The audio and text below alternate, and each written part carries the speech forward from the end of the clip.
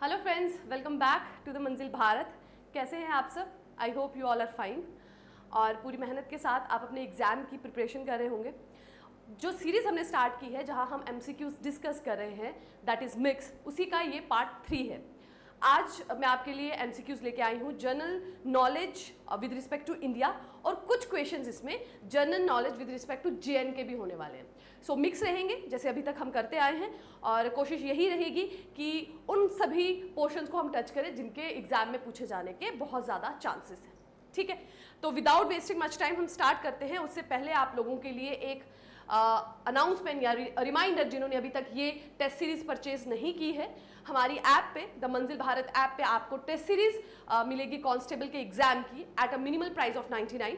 इस प्राइस पे आपको ना केवल 5 टेस्ट मिलेंगे बल्कि साथ ही आपको PDF नोट्स भी प्रोवाइड कराए जाएंगे। इनमें से जो पहला टेस्ट है वो ऑलरेडी अपलोड हो चुका है 1 नवंबर का। बाकी आपका जो शेड्यूल है वो आपको जैसे ही आप टेस्ट सीरीज जो है परचेज करेंगे वो आपको शेड्यूल भी मिल जाएगा। ठीक, सो बहुत इंपॉर्टेंट है इस वक्त MCQs को सॉल्व करना, प्रैक्टिस करना, तो आप जितना ज़्यादा हो सके उतना MCQs को सॉल्व कीजिए। बढ़ते हैं अपने सेशन की तरफ। तो आज का जो पहला क्वेश्चन है दैट इज पावर प्रोजेक्ट से रिलेटेड है, JNK की जनरल नॉलेज से रिलेटेड है। पूछ रहे हैं द उड़ी dam is located on which river in Jammu and Kashmir. So Jammu and Kashmir की किस रिवर पर ये जो उड़ी डैम है ये लोकेटेड है? ब्यास, चिनाब, रावी, झेलम। सो आपको सही आंसर पर मार्क करना है। सो जो उड़ी डैम है that is situated on the river Jhelum. Jhelum river पर उड़ी डैम लोकेटेड है। ठीक है, सो इसकी अगर हम पावर पोटेंशियल की बात करें तो दैट इज 480 मेगावाट। 480 मेगावाट का इसके पास पोटेंशियल है। ठीक है, झेलम रिवर पे ये बना है, उड़ी में है, जो कि Baramulla district of Jammu and Kashmir में पड़ता है। बहुत ज्यादा क्लोज है लाइन ऑफ कंट्रोल के। And the station is largely built under a hill with a 10 kilometre tunnel. ये जस्ट एक्स्ट्रा नॉलेज है, एग्जाम में नहीं पूछेंगे। बट दूसरा पॉइंट जो आपको ध्यान रखना है वो ये है कि ये किस तरह का पावर प्रोजेक्ट है। ये run of river power project है, यानी कि ऐसा पावर प्रोजेक्ट जिसके लिए जो नदी का पानी है उसे बहुत ज्यादा अमाउंट में स्टोर करके नहीं रखना पड़ता, उसके फ्लो से ही काम चलता है। अदरवाइज आप देखें जो पावर प्रोजेक्ट होते हैं एक बहुत बड़ा जो अमाउंट है पानी का स्टोर करके रखा जाता है, देन उसे फ्लो किया जाता है और टरबाइन को रन किया जाता है। बट ये क्या है? Run of the river type है, जिसमें कि जो डाउन स्ट्रीम पानी का फ्लो है वो उतना अफेक्टेड नहीं होता। ठीक है, और रीजन क्यों है उसका? क्योंकि इंडस वाटर ट्रीटी के अंडर दिस रिवर, ये जो झेलम रिवर है, ये किसके इसका जो राइट है, एक्सक्लूसिव राइट, वो किसके पास आ जाते हैं? पाकिस्तान के पास आते हैं। इसीलिए हम उसका जो फ्लो है उसे ज्यादा नहीं रोक सकते। ठीक है, चलिए बढ़ते हैं अगले क्वेश्चन की तरफ। क्वेश्चन नंबर 2, पंपोर अपलैंड्स, जो लोकली वुडार के नाम से भी जाना जाते हैं, आई होप मैं सही प्रोनाउंस कर रही हूँ। जो श्रीनगर के लोग हों, अगर मैं गलत कर रही हूँ तो वो कमेंट सेक्शन में मुझे बता सकते हैं। ओके, सो पंपोर अपलैंड जो कि वुडार इन श्रीनगर के नाम से भी जाने जाते हैं, वहां का जो मेन सोर्स है रेवेन्यू का वो क्या है? एप्पल, सैफरन, टूरिज्म या sports? So Pampore upland locally known as Wudar, उसका जो मेन रेवेन्यू सोर्स है दैट इज सैफरन, केसर। केसर जो है that is the main source of revenue in this area.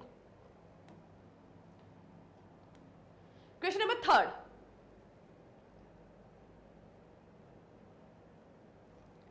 Jammu and Kashmir government is to declare which lake as an eco sensitive zone. So किस झील को इको सेंसिटिव जोन के रूप में डिक्लेयर किया जा रहा है?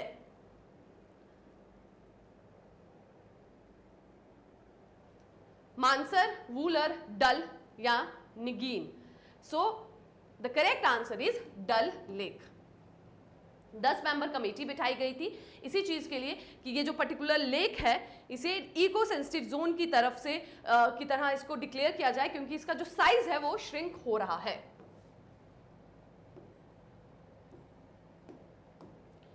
Question number 4, arrange the following places of Kashmir region from north to south.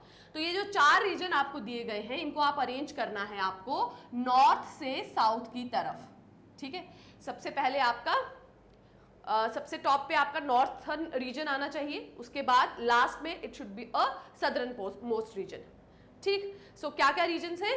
Kargil, Gilgit, Banihal और श्रीनगर। तो सबसे टॉप पे आपका जो नॉर्दर्न मोस्ट, इन चारों में से जो नॉर्दर्न मोस्ट प्लेस है दैट इज गिलगित। ठीक है, गिलगित सबसे ऊपर आती है, उसके बाद आ जाएगा आपका कारगिल, उसके बाद आ जाएगा श्रीनगर और लास्ट में होगा Banihal.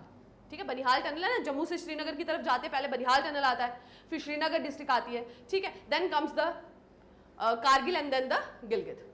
2 1 4 3 is the correct sequence. So सही आंसर हो जाएगा हमारा ऑप्शन नंबर डी, 2 1 4 3। इस तरह के क्वेश्चंस भी पूछे जा सकते हैं, आपको प्लेसेस को लोकेट करना नॉर्थ से साउथ, क्योंकि ज्योग्राफी में आपका जो टॉपिक है वो पॉलिटिकल एंड फिजिकल डिवीजन है।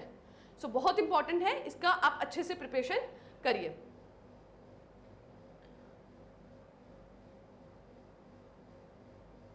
Okay, question number 5, which hydropower project to be constructed in Pakistan occupied Kashmir on the Jhelum river? So Kashmir का जो पीओके पार्ट है, पाकिस्तान ऑक्युपाइड कश्मीर, जिसके लिए इवन लेजिस्लेटिव असेंबली में भी 24 सीटें जो है रिजर्व रखी गई हैं, जिन पे इलेक्शंस अभी नहीं होती। जब पीओके को हम ले लेंगे तब इस पे भी इलेक्शंस की जाएंगी। उस पोर्शन पे बात की, एक हाइड्रो पावर प्रोजेक्ट जो है वो बनाया जाने की बात हो रही है झेलम रिवर पर, वो आपको बताना है वो कौन सा है।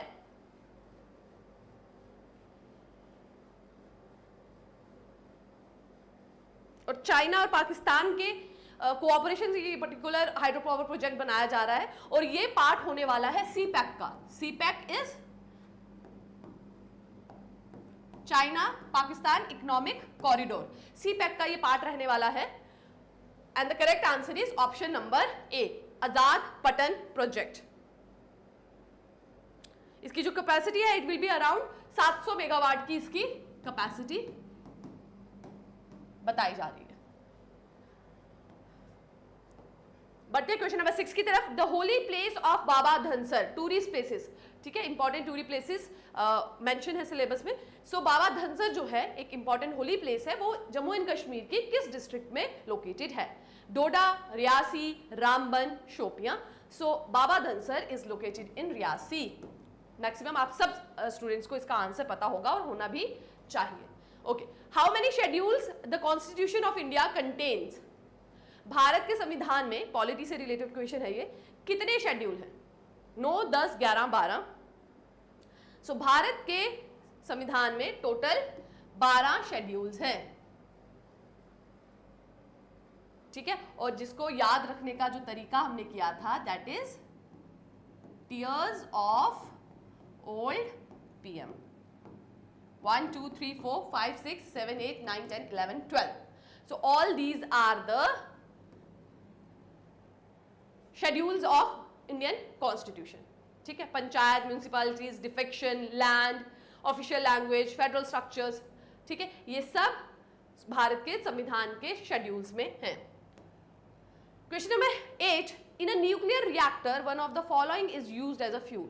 न्यूक्लियर रिएक्टर जो होता है उसमें किस मटेरियल को एज अ फ्यूल यूज किया जाता है? कोल, यूरेनियम, रेडियम या diesel?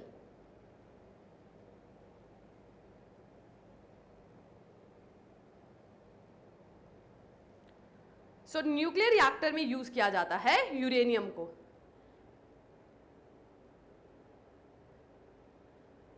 And that too is uranium 235। So correct answer हो जाएगा हमारा ऑप्शन नंबर बी।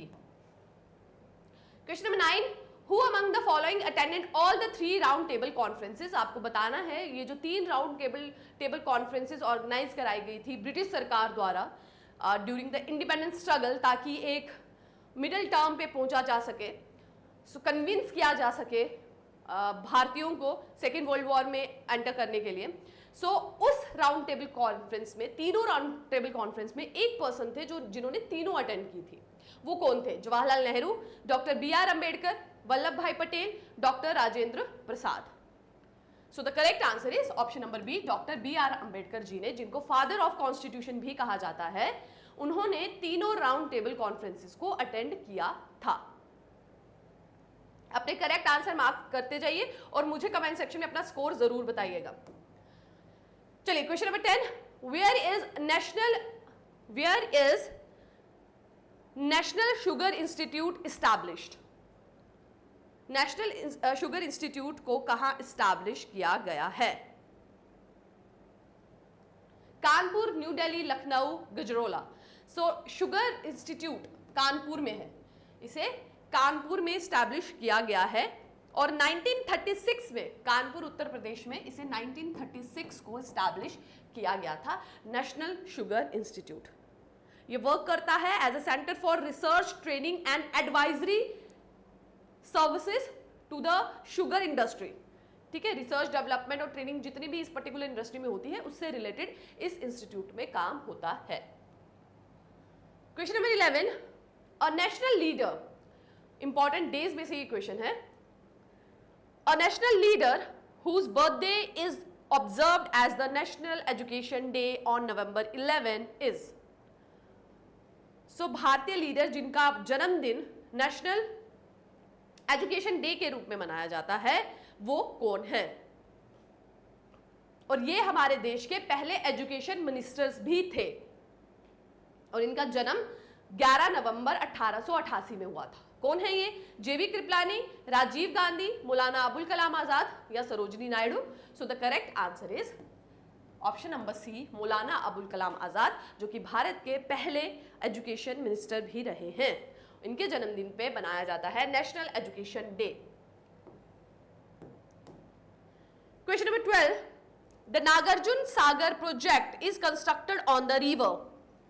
सो रिवर से related general knowledge with respect to India में पूछा जा रहा है कि जो नागार्जुन सागर डैम है वो किस रिवर पे बनाया गया है?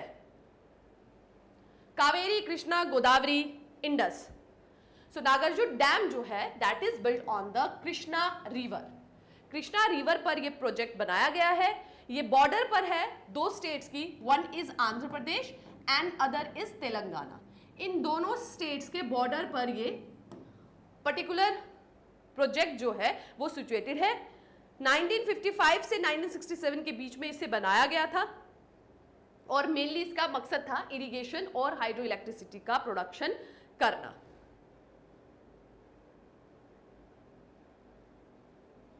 चलिए आगे बढ़े क्वेश्चन नंबर 13 की तरफ। The speed of light will B minimum while passing through. General everyday science से रिलेटेड ये क्वेश्चन है। पूछ रहे हैं कि लाइट की जो स्पीड है वो सबसे कम कब होगी? वी नो कि जब लाइट ट्रैवल करती है तो उसकी जो स्पीड है वैक्यूम में दैट इज 10⁸ अराउंड इतनी रहती है मीटर पर सेकेंड। ठीक, सो जब भी वो किसी ऐसे मीडियम से क्रॉस करे, जो स्पीड ऑफ लाइट है उसका फॉर्मूला क्या रहता है कि जो स्पीड ऑफ लाइट है ना वो इनवर्सली प्रोपोर्शनल होती है रिफ्रैक्टिव इंडेक्स के। ठीक है, अब अगर लाइट किसी ऐसे मटेरियल से क्रॉस करे, पास थ्रू करे, जिसका रिफ्रैक्टिव इंडेक्स ज्यादा हो तो स्पीड अपने आप कम हो जाएगी क्योंकि इनवर्सली प्रोपोर्शनल है। इनवर्सली प्रोपोर्शनल का मतलब क्या होता है? एक चीज बढ़ रही है तो दूसरी कम होगी, है ना। इसका ऑपोजिट होता है डायरेक्टली प्रोपोर्शनल, जिसका मतलब है एक चीज बढ़ रही है तो दूसरी भी बढ़ेगी। सो अगर किसी ऐसे मीडियम से लाइट पास थ्रू करती है जिसका रिफ्रैक्टिव इंडेक्स कम है तो speed of light will be increase, और कोई ऐसे मीडियम से पास करे जिसका रिफ्रैक्टिव इंडेक्स ज्यादा हो तो speed of light will be low. तो यहां पे पूछ रहे हैं सबसे कम, मिनिमम, है ना। तो ऐसा मटेरियल जिसका रिफ्रैक्टिव इंडेक्स ज्यादा हो, तो the correct answer will be answer number option number A, that is glass. क्या हो जाएगा answer? Option number A, glass.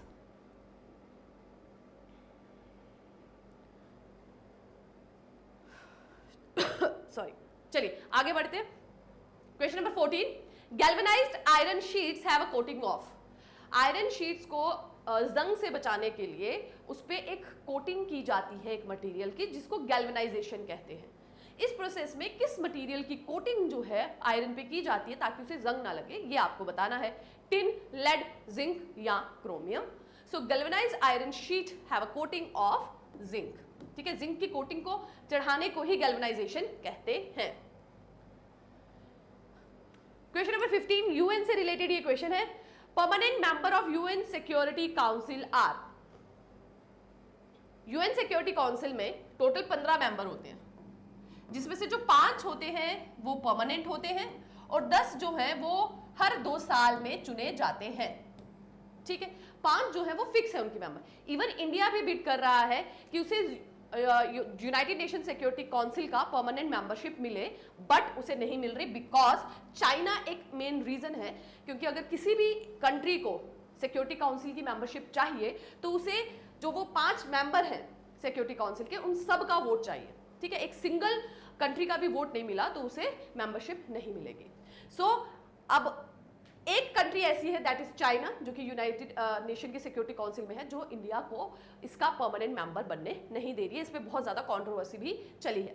सो अब आपको बताना है इसके परमानेंट मेंबर्स हैं कौन। तो एक है USA, UK, France, Russia and China. So option number D. ठीक है, option number D will be the correct answer.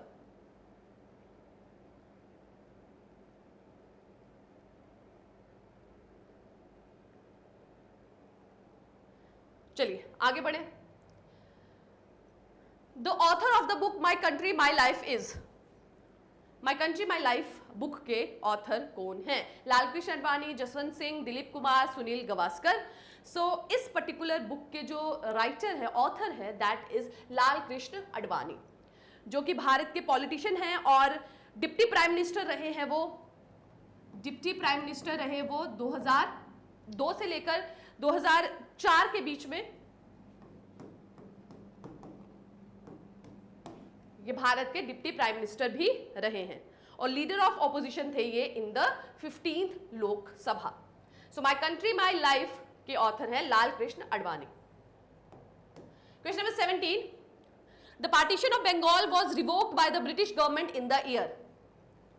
Bengal का विभाजन किया गया था, उसको रिवोक्ड कब किया गया? बंगाल का विभाजन 1905 में किया जाता है लॉर्ड कर्जन द्वारा, और रीजन ये बताया जाता है कि एडमिनिस्ट्रेटिव कन्वीनियंस के लिए उसे डिवाइड किया जा रहा है। ठीक है, बहुत बड़ा लैंड है, बहुत ज्यादा पॉपुलेशन है, तो एडमिनिस्ट्रेशन प्रॉपर नहीं हो रही, इसलिए उसे डिवाइड किया जा रहा है। बट मेन रीजन था हिंदू मुस्लिम की एक तरह से आप कहें डिवाइड करना, उनको मेन मकसद वो था। इसीलिए जैसे ही डिवीजन होता है तो लार्ज स्केल पे लोग इसके अगेंस्ट प्रोटेस्ट करते हैं, इसके अगेंस्ट आवाज उठाते हैं, बहुत तरीके से वो अपनी आपस में सॉलिडारिटी को भी शो करते हैं, एक दूसरे को राखी बांध के, स्लोगन्स बोल के। फाइनली इसे रिवोक कर लिया जाता है इन द ईयर 1911। 1911 में, और उस वक्त कौन थे वॉइसरॉय? Lord Hardinge. ठीक है, तो इनका नाम भी आप याद रखिए, कभी कभी एग्जाम में पूछा जा सकता है, रिस्क नहीं हम ले सकते भाई, क्योंकि जो JKSSB है कभी कभी एग्जाम में क्वेश्चंस बहुत ज्यादा उस सेंस में भी पूछ लेते हैं, आउट ऑफ द बॉक्स भी। ठीक है, तो आप इनके वाइसरॉय भी याद रखिए, 1905 में लॉर्ड कर्जन और 1911 में लॉर्ड हार्डिंग। ठीक है, चलिए क्वेश्चन नंबर 18, कल्चर से related. The first talkie film in India was, Bharat की पहली टॉकी फिल्म कौन सी थी? राजा हरिश्चंद्र, आलम आरा, चांदीदास या झांसी की रानी? So the first talkie movie in India was Alam Ara. Okay, next question is bar is the unit of, bar किसकी unit है? साइंस से रिलेटेड ही ये क्वेश्चन है। सो बार किसकी यूनिट है? So bar is the unit of atmospheric pressure. Heat की क्या होती है? जूल होती है। करंट की क्या होती है? एम्पियर होती है। टेम्परेचर की क्या होती है? केल्विन होती है। ठीक है, स्टैंडर्ड यूनिट सभी। So what is the unit? Bar is the unit of atmospheric pressure. Okay, right to vote is a, vote देने का जो हक है आप सबके पास, वो किस कैटेगरी में आता है? क्या वो कॉन्स्टिट्यूशनल राइट है, क्या वो फंडामेंटल राइट है, क्या वो इकोनॉमिक राइट है, या वो लीगल राइट है? सो हर वो राइट जिसका जो मेंशन है संविधान में दिया गया है, वो कॉन्स्टिट्यूशनल राइट के अंडर आता है। ठीक है, अब फंडामेंटल राइट्स के अंदर तो कहीं पे भी राइट ऑफ वोट की बात नहीं की गई है। ठीक है, तो ये तो नहीं हो सकता। इकोनॉमिक राइट भी नहीं है, क्योंकि वोट की बात हो रही है तो वो कहीं ना कहीं राजनीति से रिलेटेड है ना, इकोनॉमी से तो नहीं रिलेटेड है। So this will also not correct. So right to vote जो है हमारे संविधान में मेंशन है, जहां ये बोला गया है कि यूनिवर्सल एडल्ट फ्रेंचाइज की बात की गई है ना, जिसका क्या मतलब होता है कि हर वो इंसान जो 18 साल से ऊपर की उम्र का है वो वोट डाल सकता है, वो अपना मत डाल सकता है। तो ये कॉन्स्टिट्यूशन में मेंशन है, इसीलिए राइट टू वोट जो है वो किस कैटेगरी में आ जाएगा, कॉन्स्टिट्यूशनल राइट की कैटेगरी में आ जाएगा। ओके, नाउ इंडस्ट्री से रिलेटेड, क्योंकि agriculture and industry in economic development ये टॉपिक मेंशन है आपके सिलेबस में, सो ये वहां से क्वेश्चन निकल के आता है। क्रियो इज, यहां हम ऑप्शंस लिख लेते हैं। Okay, Khrew is a famous place in district Pulwama and it is famous for, आपको बताना ये जो पर्टिकुलर प्लेस है जो कि डिस्ट्रिक्ट पुलवामा में पाई जाती है, ये किसके लिए फेमस है? Gucchi, saffron cultivation, cement factories या जूस फैक्ट्रीज। तो Khrew is famous for the cement factories, cement की फैक्ट्री के लिए जानी जाती है।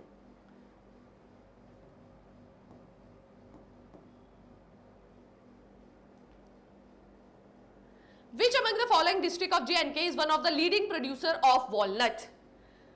So जम्मू एंड कश्मीर में सबसे ज्यादा वॉलनट की प्रोडक्शन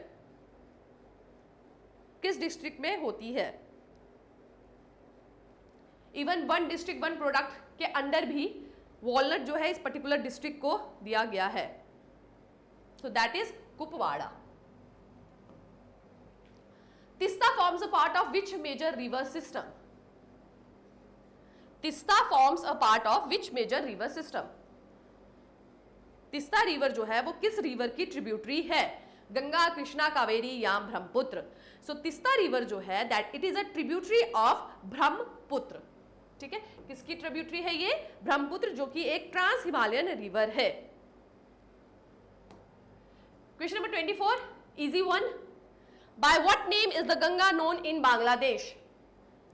बांग्लादेश में गंगा रिवर को किस नाम से जाना जाता है? पद्मा, भागीरथी, रूपनारायण, नुब्रा। सो बांग्लादेश में Ganga is known by Padma. Which of the following scheme is specially designed for the micro, small and medium enterprises? तो स्कीम से रिलेटेड ये क्वेश्चन है। कौन सी स्कीम है जो स्पेसिफिकली एमएसएमई के लिए बनाई गई है? ठीक है, जो छोटे कारखाने होते हैं उनके लिए। Credit linked capital subsidy scheme, duty entitlement passbook, duty free replenishment card, focus product scheme. So MSME के लिए स्पेसिफिकली बनाई गई है क्रेडिट लिंक्ड कैपिटल सब्सिडी। ठीक है, यहां पर जो है इन्वेस्टमेंट के लिए कैपिटल जो है, धनराशि जो है वो प्रोवाइड की जाती है, ठीक, फॉर एमएसएमईज, ताकि वो अच्छी अच्छी टेक्नोलॉजी का यूज करके अपनी जो एंटरप्राइजेस हैं उसे ग्रो कर सकें। इसे आप और डिटेल में यहां पे वीडियो पॉज करके रीड कर सकते हैं। चलिए, what is Hamas recently mention in the news? So current affair से ये क्वेश्चन है, बहुत न्यूज में रहा है। ठीक है, आपको पता भी होगा, बच्चों को, काफी ज्यादा बच्चों को ये पता भी होगा, आई होप सबको ही पता हो, क्योंकि इस वक्त जब आप किसी भी एग्जाम की तैयारी कर रहे हो तो न्यूज के साथ टच में रहना इज वेरी इंपॉर्टेंट। ठीक है, क्योंकि जो चीजें बहुत ज्यादा न्यूज में आती हैं वो एग्जाम्स में उसमें से क्वेश्चन जरूर बनते हैं। So what is Hamas recently mention in the news? Militant Palestine group, Russian militant group, secret agency of China या security forces of Ukraine? So militant Palestine group है हमास, जिसके लीडर को अभी इजराइल की air strike में Tehran में मार दिया गया था। ठीक है, चलिए question number 27, who won the gold medal in men's single tennis title at the 2024 Paris Olympics? So gold medal मिला है मेंस सिंगल में पेरिस ओलंपिक्स में, आपको उनका नाम बताना है। Jannik Sinner, Novak Djokovic, Carlos Matthew. So the correct answer is Novak Djokovic. इन्हें मिला है gold medal in men's single tennis title at the 2024 Paris Olympics. Okay, ये 5th टेनिस प्लेयर बने हैं जिन्हें गोल्डन स्लैम मिला है एट 2024 पेरिस ओलंपिक्स, और इन्होंने डिफीट किया है कार्लोस को। Question number 28, who has the credit of making India's first indigenous satellite? तो फर्स्ट इन इंडिया, उसमें से ये क्वेश्चन बनता है। So who has the credit of making India's first indigenous satellite SLV-3 missile as a projector? तो इस चीज का क्रेडिट किस पर्सन को दिया जाता है भारत की पहली SLV-3 मिसाइल सैटेलाइट को बनाने का as a projector? So KR Narayan, CV Raman, Srinivasa Ramanujan, doctor APJ Abdul Kalam. So जिनको मिसाइल मैन ऑफ इंडिया भी कहा जाता है। सो करेक्ट आंसर हो गया हमारा ऑप्शन नंबर डी, जो कि भारत के राष्ट्रपति भी रह चुके हैं। Which one is not correct? Correct, आप क्लाइमेट से रिलेटेड ये क्वेश्चन है, इनमें से आपको बताना है कि क्या सही नहीं है। आइस कोल्ड, जो कोल्ड सर्दियों का सीजन होता है उसे कहा जाता है कश्मीर में शिशुर। ऑटम इज हरुड, विंटर इज वांडर, बट स्प्रिंग को जो है ग्रीष्म नहीं कहा जाता, ग्रीष्म इज हॉट सीजन, ठीक है, गर्मियों का सीजन। स्प्रिंग को क्या कहा जाता है? सोंठ कहा जाता है, ठीक है। सो हमारा आंसर जो कि इसके हिसाब से गलत है और हमारा आंसर के हिसाब से सही है, दैट इज ऑप्शन नंबर 4, क्योंकि यहां पे पूछा गया है जो करेक्ट नहीं है, ठीक। सो आज के सेशन का लास्ट क्वेश्चन है, which of the following act of J&K restricts the cultivator from converting the irrigated land into orchards. So एक एक्ट लाया गया था जम्मू एंड कश्मीर में, जिसके थ्रू जो फार्मर्स हैं, जो भी लैंड जहां पे इरिगेशन पॉसिबल है, जो इरिगेटेड है, उपजाऊ लैंड है, वहां पर आप ऑर्किड्स नहीं बना सकते। आपको बताना है वो कौन सा एक्ट है। Forest act 1927, forest right act 2006, conversion of land and alienation of orchid act 1975, forest act 1987. So which of the following act of J&K restrict the cultivator from converting the irrigated land into orchids? So ये आगे से ये extra इसे आप cut कर लीजिए, okay. सो correct answer क्या हो जाएगा? ऑप्शन नंबर 3, ठीक है। So that is it. इसके साथ आज के जो हमारा सेशन है वो कंप्लीट होता है। आई होप आपके मैक्सिमम क्वेश्चंस इसमें से सही हो। जरूर मुझे कमेंट सेक्शन पे अपना स्कोर बताइएगा। मिलेंगे नेक्स्ट वीडियो लेक्चर में एक नए टॉपिक के साथ। अगर आप किसी पर्टिकुलर टॉपिक में, सिंगल टॉपिक पे एमसीक्यूज डिस्कस करना चाहते हैं तो मुझे कमेंट सेक्शन पे जरूर टॉपिक मेंशन कीजिए। मैं कोशिश करूंगी कि उस पर्टिकुलर टॉपिक पे आपके लिए मोस्ट पॉसिबल हो, जो जिनके बहुत ज़्यादा चांसेस है एग्जाम में पूछे जाने के, वो आपके लिए क्वेश्चंस लेके आऊँ। So that is it for today's session. Thank you very much, take care and keep working hard.